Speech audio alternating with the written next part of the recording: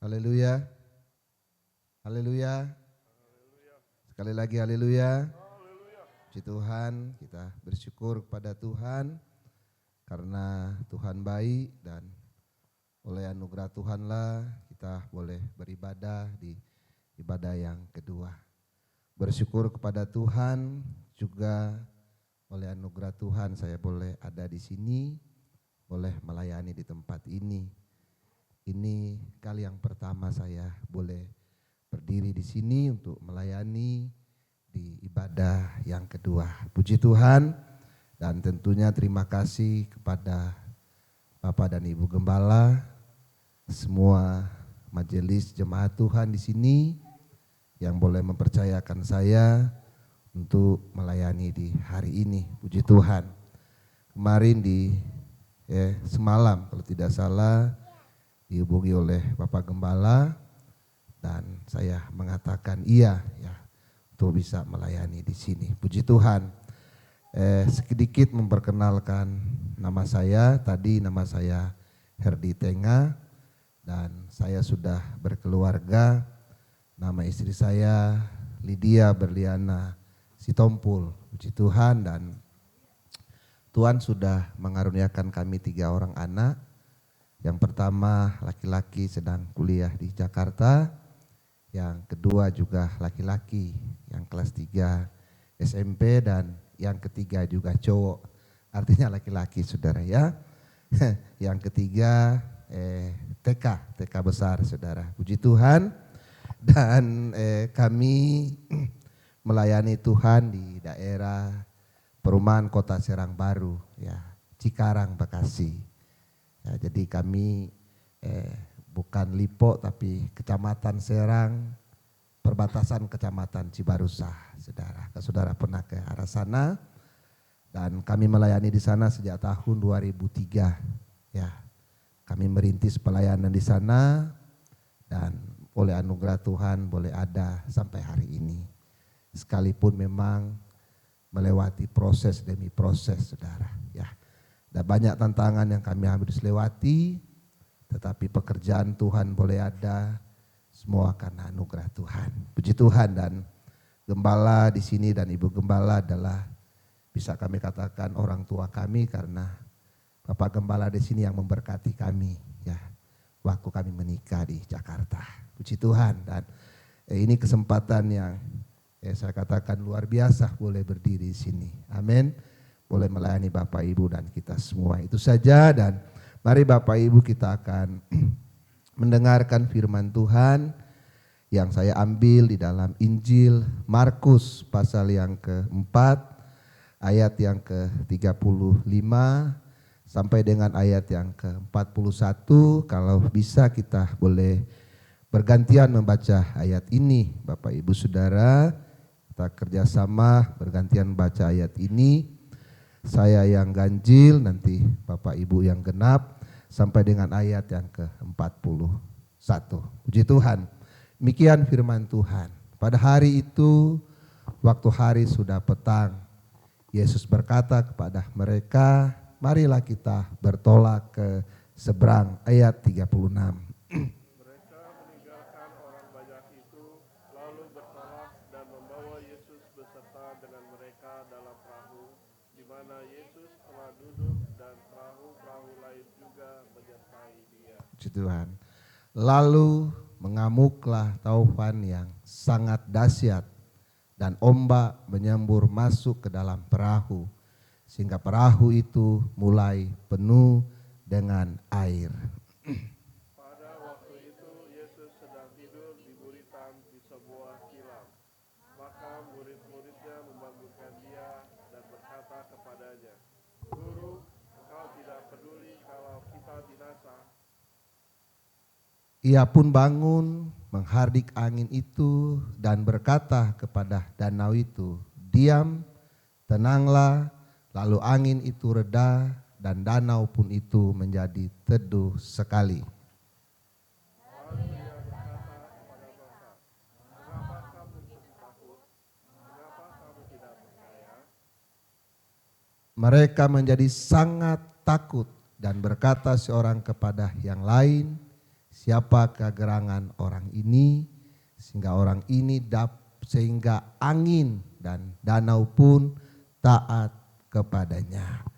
Puji Tuhan, Bapak Ibu Saudaraku yang kekasih di dalam Tuhan, kita sudah membaca ayat ini dan kita tentunya tahu bahwa bagaimana cerita ini, cerita yang dari sekolah minggu boleh didengar, boleh diceritakan, boleh disampaikan. Dan kita percaya bahwa firman Allah itu hidup, firman Allah itu berkuasa. Amin. Nah, Bapak Ibu Saudaraku yang kekasih, kita mulai dari pembacaan kita ini, maka kita melihat satu perjalanan dari murid-murid bersama dengan Yesus. Ada dua bagian yang saya mau bagi di pagi hari ini. Yang pertama adalah bagaimana murid-murid ini menyikapi ketika mereka menghadapi badai yang diizinkan Tuhan datang di dalam perjalanan mereka bersama-sama dengan Yesus. Ya, itu Bapak Ibu Saudara. Yang kedua bahwa ada maksud, ada rencana Tuhan di dalam setiap apa yang terjadi dalam hidup kita. Artinya bahwa ada rencana Tuhan melalui badai yang datang kepada murid-murid yang mereka alami bersama-sama dengan Yesus. Amin. Sekali lagi saya ulangi bahwa ada hal yang Tuhan izinkan terjadi kepada murid-murid supaya mereka mengerti bahwa bagaimana mereka hidup bersama dengan Tuhan. Dan yang kedua ada tujuan, ada rencana Tuhan. Dalam hidup mereka lewat badai atau lewat persoalan, lewat masalah yang mereka hadapi. Mari Bapak Ibu kita lihat pertama bagaimana murid-murid ini menyikapi apa yang terjadi dengan mereka. Kalau kita baca ayat demi ayat, maka Alkitab bilang perahu mereka itu penuh dengan air.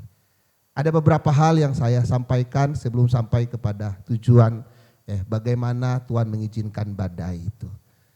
Saya bisa katakan ada beberapa, bisa bilang kesalahan, ada beberapa bisa dikatakan kekurangan dari murid-murid ini dalam menyikapi persoalan ini, saudara.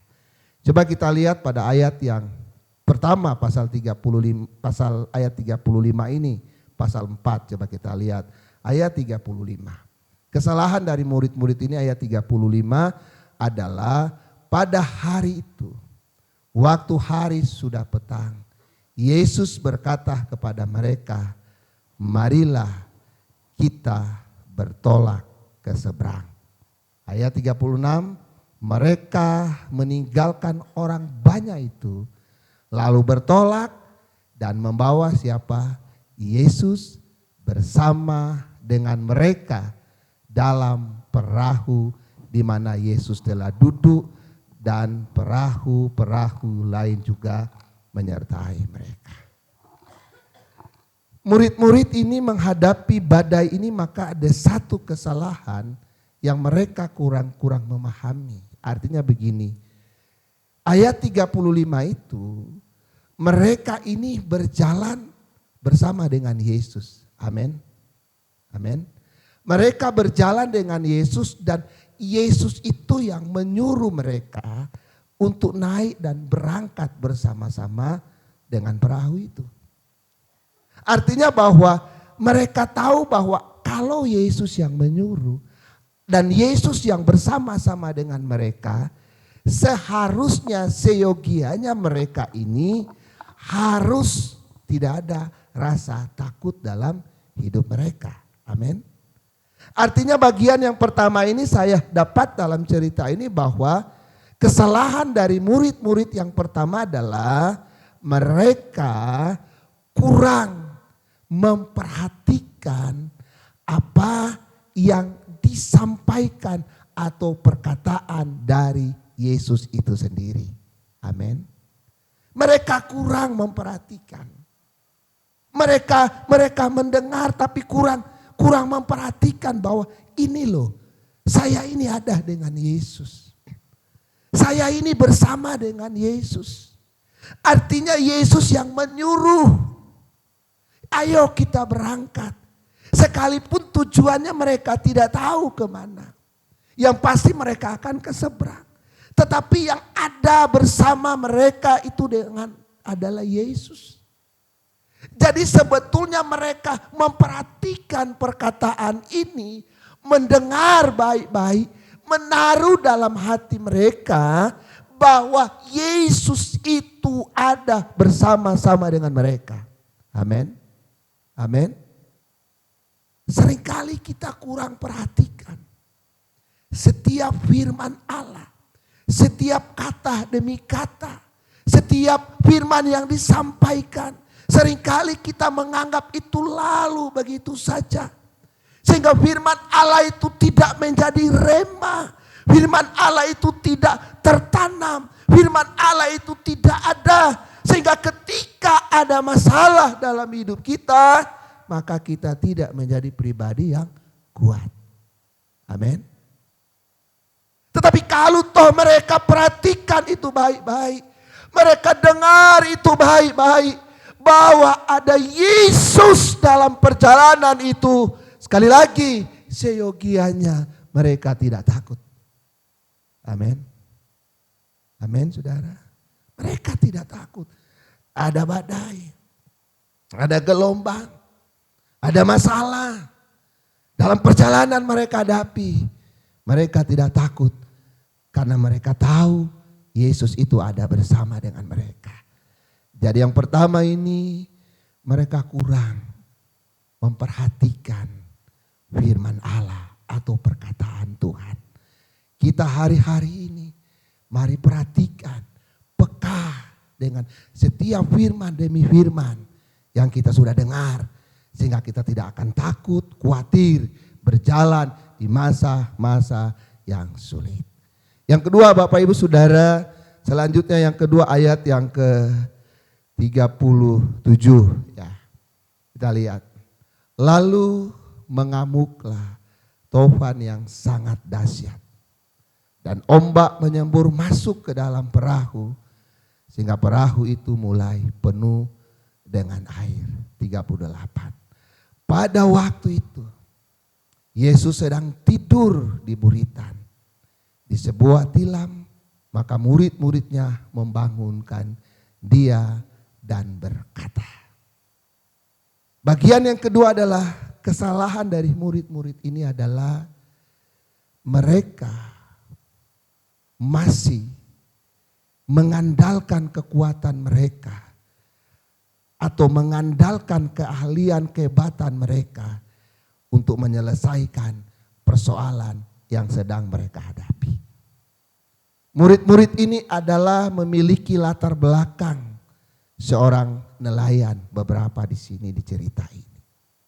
Tentunya kalau menghadapi ombak, menghadapi gelombang, bagi mereka itu sudah hal biasa. Bagi mereka bahwa mereka ini sudah handal di bidang itu. Sudah bisa menyelesaikan apa yang mereka sedang hadapi. Tetapi pada akhir perjalanan ini, maka mereka mengalami yang namanya masalah. Coba kita lihat ayat 37, mundur sedikit 37. Lalu mengamuklah taufan yang sangat dahsyat dan ombak menyembur masuk ke dalam perahu sehingga perahu itu mulai penuh dengan air. Ketika ombak itu datang, gelombang itu datang, mereka masih hadapi sendiri.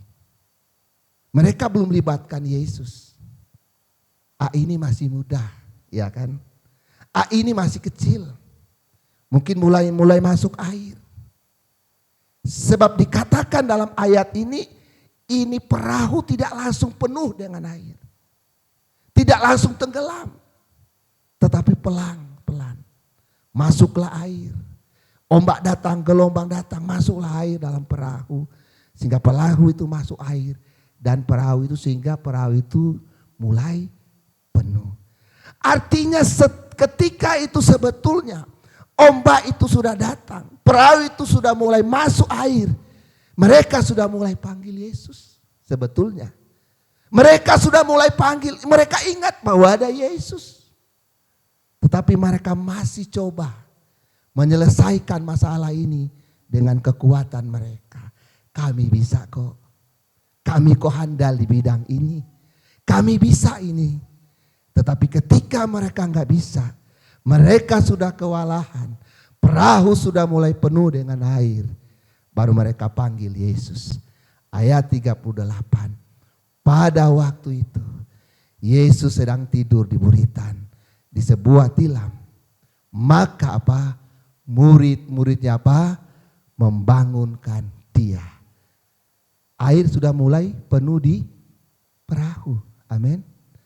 Perahu sudah mulai penuh dengan air. Perahu sudah mulai tenggelam. Mereka sudah nggak mampu. Mereka sudah angkat tangan. Nggak bisa lagi. Baru mereka panggil Yesus. Kesalahan yang kedua adalah mereka coba menyelesaikan masalah dengan kekuatan mereka. Ternyata mereka nggak bisa. Amin. Bapak Ibu, bukankah kita mungkin pernah ada di posisi ini? Masalah kecil saya masih bisa. Persoalan ini saya masih bisa. Ini kok bidang saya. Ini kok bagian saya. Oh ini kok keahlian saya. Tetapi ingat Bapak Ibu Saudara. Badai yang Tuhan izinkan di sini. Supaya membuat murid-murid ini tidak menyelesaikan persoalan mereka dengan kekuatan mereka. Tetapi dengan kekuatan Tuhan. Amin. Amin Bapak Ibu Saudara. Sedikit awal Januari. Selesai kami renovasi tempat ibadah. Maka ada badai datang, Ibu Gembala. Ada badai datang. Saya dipanggil di RT RW, di kelurahan, sampai di kecamatan, polsek dan semua. Pada intinya bahwa mereka menanyakan. Dan pada intinya bahwa mereka supaya ibadah itu tidak ada. Ini badai. Tapi saya bilang sama istri sama jemaat, kita nggak bisa selesaikan badai ini dengan kekuatan kita. Hanya ada kekuatan Tuhan yang mampu menyelesaikan ini. Kami tidak mengandalkan telepon sini, telepon sana, enggak. Kami hanya berdoa bersama dengan jemaat. Sebelum waktu itu kami dipanggil karena ada surat sudah. Tetapi Tuhan menyelesaikan semua. Dengan cara Tuhan yang luar biasa. Haleluya ya. Ibadah boleh berjalan. Ya, sampai hari ini, sampai mereka katakan, wah, ternyata salah kami selama ini. Bahkan mereka selesai itu peluk kami, sudah berpelukan. Om sudah 20 tahun dengan kami. Om baik. Dan kami tahu di situ ada tempat ibadah. Silakan. Kami salah paham, hanya mendengar A, mendengar B. Kami sudah mendengar langsung dari O. Silakan ya, teruskan ibadah dan kami bersama-sama. Badai boleh selesai karena Tuhan. Amin. Saya mau sampaikan di bagian yang kedua. Jika ada masalahmu terlalu sulit, jangan sampai besar dulu masalahmu baru libatkan Tuhan. Amin. Sebab kita tidak punya kekuatan menyelesaikan masalah. Kita orang yang lemah. Kita yang tidak punya power untuk menghadapi setiap persoalan. Apalagi hari-hari ini masa yang sulit. Komplit persoalan hari-hari ini. Ya. Ketika kita ada masalah, sekecil apapun mulai kita bersama libatkan Tuhan. Izinkan Tuhan hadir dalam masalah itu.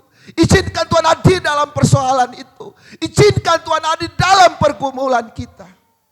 Dan kita akan melihat jawaban Tuhan yang luar biasa. Jangan nanti masalah sudah besar. Jangan nanti rumah tangga sudah berantakan. Jangan nanti usaha sudah hancur. Baru mulai panggil Tuhan. Tuhan saya sudah tidak bisa. Tuhan saya sudah tidak mampu. Tuhan pasti hadir.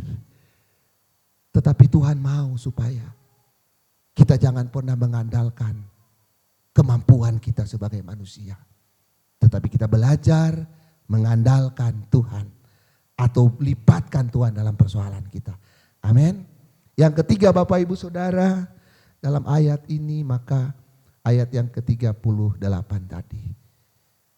Pada waktu itu Yesus sedang tidur di buritan, di sebuah tilam. Maka murid-muridnya membangunkan dia dan berkata kepadanya, "Guru, engkau tidak peduli kalau kami binasa." Bagian yang ketiga ini, maka dalam persoalan yang sulit ini, maka murid-murid ini, mereka memiliki atau respon mereka negatif terhadap Tuhan Yesus. Mereka berkata kepada Tuhan Yesus, "Guru, tidak tahukah kamu, tidak pedulikah kamu kalau kita binasa?" Artinya bahwa sekian lama mereka bersama dengan Yesus. Kalau toh mereka memperhatikan perkataan Yesus, maka ketika ada masalah itu, ketika ada persoalan itu, maka pikiran mereka, respon mereka terhadap persoalan itu kepada Tuhan seyogianya positif. Amin. Seyogianya positif. Bahwa ada Tuhan bersama dengan kami. Ada Tuhan yang bersama dengan kami. Masalah ini tidak akan membuat kami binasa. Persoalan ini tidak membuat kami jatuh dan meninggalkan Tuhan. Seyogianya pikiran mereka harus positif. Tetapi ini pikiran mereka negatif. Tuhan, kau tahu Tuhan kalau kami sudah mau mati, binasa. Bukankah seringkali respon kita seperti itu? Ketika ada masalah, Tuhan kau di mana? Ketika ada persoalan, Tuhan kau di mana? Ketika ada pergumulan, Tuhan kau di mana? Tidak ada pikiran positif. Tetapi sebagai anak-anak Allah, sebagai anak-anak Tuhan, mari bangun pikiran positif terhadap Tuhan. Bahwa dalam situasi apapun, Tuhan ada bersama dengan kita.